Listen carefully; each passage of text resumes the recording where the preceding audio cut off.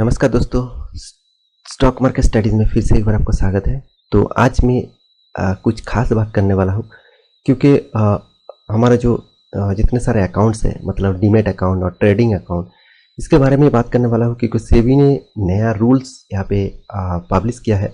तो इस रूल्स के बारे में आपको ज़रूर जानकारी चाहिए क्योंकि इस रूल्स को आप फॉलो नहीं करेंगे तो आपका अकाउंट सीज भी हो सकता है। तो आप इतने दिनों से इन्वेस्ट कर रहे हैं और ट्रेडिंग भी कर रहे हैं, तो इसके लिए कुछ रूल्स आपको फॉलो करना चाहिए। तो उस रूल्स का बारे में मैं पूरा डिटेल्स में आपको समझाऊंगा, तो वीडियो को पूरा देखिए। और अभी तक मेरे चैनल के आप सब्सक्राइब नहीं किया है तो ज़रूर सब्सक्राइब कर लीजिए क्योंकि मैं डेली स्टॉक के इन्फॉर्मेशन और न्यूज़ बेसिस इन्फॉर्मेशन यहाँ पे ले आता रहूँगा। और फ्यूचर में मैं टेक्निकल चार्ट के बारे में भी बताऊँगा। और आप इंटरडे कल डेली बेसिस चाहते हैं तो आप मेरे वीडियो के नीचे लिंक दिया गया है डिस्क्रिप्शन में, वहाँ से जाकर आप ज्वाइन हो सकते हैं, आपको डेली इंटरडे कॉल मिल जाएगा। तो चलो देखते हैं आज के सेबी का रूल्स के बारे में। तो पहले हम बात करते हैं कंपनी के लीवरेज के बारे में। मतलब आप सभी जानते हैं आपको जो लिमिट मिलता है वो लिमिट के बारे में सेबी ने पहले से ही कुछ रूल्स यहाँ पे अप्लाई कर चुके हैं। तो आपको आपका लीवरेज बहुत कम हो चुका है। तो इसी के बारे में पहले सेबी ने जो बताया उसके बारे में एक बात करूँ। 3 यहाँ पे पॉइंट आपको बताऊंगा। और जो फर्स्ट पॉइंट है वो लीवरेज के बारे में है। तो कंपनी जितना लीवरेज मतलब मार्जिन आपको देते हैं, तो आप पिछले सालों में आप देखेंगे तो कंपनी बहुत ज़्यादा आपको मार्जिन दे चुका है।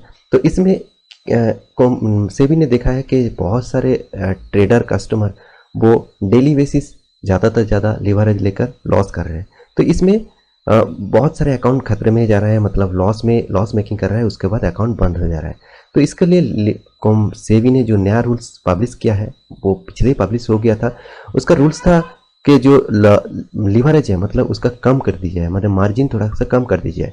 क्योंकि सपोज मान लीजिए आपके पास 1 लाख रुपया है और आप कोई भी फ्यूचर के लिए कोई भी एक स्टॉक खरीदना चाहते हैं, तो उसके लिए आपको सपोज 2 लाख रुपया चाहिए। तो आपको 2 लाख रुपया कहाँ से मिलेगा? वो कंपनी आपको लीवरेज देते हैं और उस लीवरेज का मतलब आपको लोन देते हैं, उस लोन को लेकर आपको माल खरीदना होता है।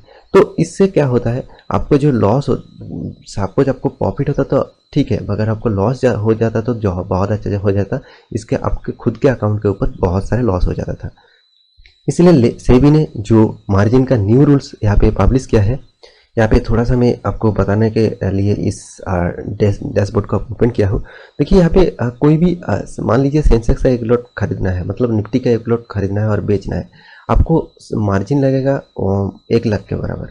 तो आपका जो मार्जिन है वो 1 लाख नहीं है, तो आपको क्या रिक्वायरमेंट जो होगा वो 30,000 होगा। क्योंकि सेबी ने आपको मतलब जो मार्जिन दिया गया वो मार्जिन कितना दिया है, अभी जो आप पिछले दिनों में 6 टाइम्स 7 टाइम 10 टाइम्स तक आपको लीवरेज मिल जाता था। मतलब आपके पास 10,000 रुपीज़ है, आपको 10 टाइम्स लिमिट मिल गया, मतलब 1 लाख रुपया हो गया। तो आप एक निफ्टी का लॉट सेल कर सकते हैं और बाई भी कर सकते हो, मतलब सेल्स भी कर सकते हैं।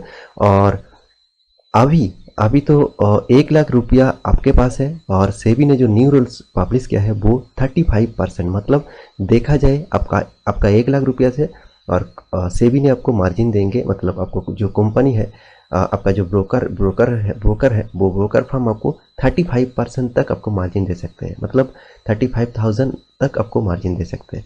तो बहुत मार्जिन कम कर चुके हैं, मतलब आप लिमिटेड में काम करें तो इसलिए मार्जिन थोड़ा सा कम कर दिया गया है।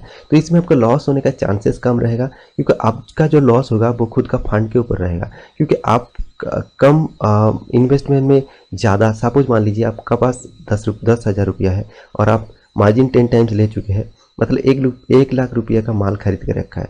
तो आपको सपोज 5,000 से 6,000 रुपया लॉस हो गया, तो आपका 10,000 रुपया से ही कटेगा ना। तो आपके पास रहेगा क्या? 4,000 रुपया। तो एक माल खरीदने के बाद ही आपको 4,000 रुपया रह जाता है, तो 5,000 से 6,000 रुपया आपको लॉस हो जाता है। तो इसलिए सेबी ने देखा है बहुत सारे रिटेल कस्टमर और इन्वेस्टर यहाँ पे तकलीफ में है और मतलब बहुत सारे लॉस कर रहे हैं, तो इसलिए मार्जिन कम कर दिया है।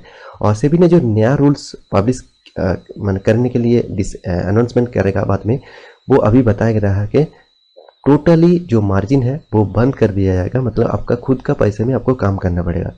देखिए एक खराब न्यूज़ है फिर भी अच्छे भी न्यूज़ है। लॉन्ग टर्म इन्वेस्टर के लिए तो इसके लिए कोई भी इफेक्ट नहीं पड़ेगा, क्योंकि वो तो खुद के पैसे में ही काम करेगा।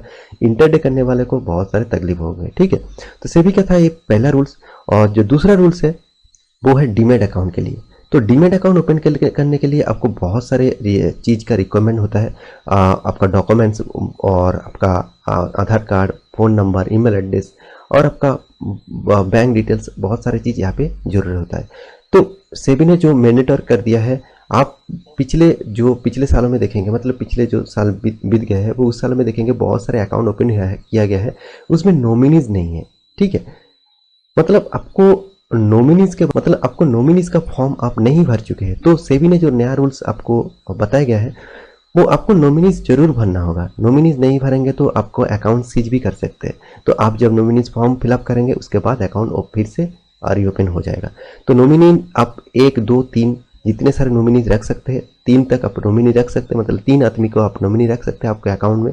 और तीनों के लिए आपको कौन सा नॉमिनीज को कितना % आप देना चाहते हैं वो भी यहाँ पे आपको मेंशन करना पड़ेगा। सपोज मान लीजिए आपके पास 1 लाख रुपया का इन्वेस्टमेंट है, तो आप सपोज शायद, देखिए मैं कोई गलत बात नहीं कर रहा हूँ कि आपके शायद कोई दुर्घटना से आपको मृत्यु हो जाए तो आपका पूरा अकाउंट का जो पैसा वो आपको नॉमिनी को मिलेगा। तो कौन सा नॉमिनी को कितना % मिलेगा वो आपको मतलब अभी लिख के जमा देना पड़ेगा, क्योंकि कितना % आप शेयर करना चाहते हैं उसके साथ। तो नॉमिनीज का जो इशू है वो अभी बहुत जोर कदम से चल रहा है। तो आपके जो मतलब ब्रोकर है, सब ब्रोकर है, उसको कांटेक्ट करिए और उसको बताइए आपके पास नॉमिनी अकाउंट, मतलब नॉमिनी डिटेल्स है कि नहीं। आप ट्रेडिंग अकाउंट में मतलब काम करते हैं, उसके लिए भी नॉमिनी चाहिए, फिर भी उसके लिए मैंडेटरी उतना ज़्यादा नहीं है। आपका डीमैट अकाउंट है तो आप जरूर नॉमिनी कर लीजिए, नहीं तो आपके अकाउंट सीज हो सकते हैं। तो ये न्यूज़ के पब्लिश से बताया गया है, मैं उसी के बारे में आपको बात कर रहा हूँ। और थर्ड पोजीशन जो है, मतलब थर्ड नंबर जो है वो है मतलब आप जो ट्रेडिंग अकाउंट ओपन करते हैं, तो बहुत सारे अभी कस्टमर क्या कर रहे हैं कि KYC अभी फिलअप नहीं किया है। बहुत सारे पिछले दिनों में अकाउंट ओपन कर चुके हैं, मतलब फॉर्म फिलअप करके उसमें फ़ोन नंबर चेंज कर दिया। मतलब फ़ोन नंबर कैसे चेंज किया वो मैं आपको बता रहा हूँ। आपका जो ब्रोकर है उसमें फ़ोन करके आप बता दिए कि मेरा फ़ोन नंबर चेंज करना पड़ेगा और अकाउंट मतलब बैंक अकाउंट चेंज करना पड़ेगा। तो वो तो अकाउंट चेंज कर देता है, फिर भी जो फॉर्मेलिटीज़ है, सेबी का जो रूल्स है वो आपको फॉर्म डाउनलोड करना पड़ेगा। उस फॉर्म को आपको फिलअप करके बाय पोस्ट के माध्यम से उस ब्रोकर को देना पड़ेगा, वो ब्रोकर सेबी में उसको जमा करेगा। तो ये फॉर्म आप नहीं फिलअप करके आप सिर्फ फ़ोन करके ये बता देते हैं कि मेरा अकाउंट नंबर और फ़ोन नंबर चेंज होगा और ईमेल एड्रेस भी आप चेंज करेंगे।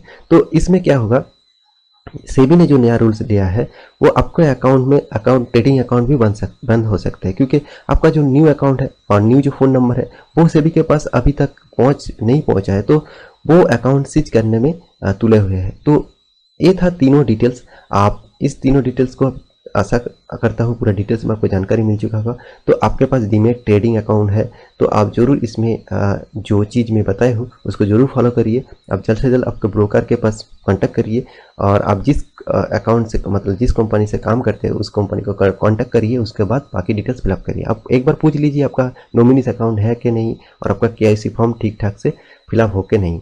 तो आशा करता हूँ इस डिटेल्स को आपको पूरा जानकारी मिल चुका होगा। तो जल्द से जल्द आप मेरे वीडियो को लाइक करिए, क्योंकि मैं इसी तरीके से नया से नया न्यूज़ के बारे में यहाँ पे अपडेट ले आऊँगा। तो मेरे चैनल को आप सब्सक्राइब भी कर लीजिए और सारे दोस्तों के साथ इस वीडियो को शेयर करिए, किसी को उसको भी शायद पता चले इसके बारे में। तो मिलते हैं अगले स्टॉक के बारे में, तब तक के लिए अच्छे से रहिए, अपने ख्याल रखिए, बाय बाय।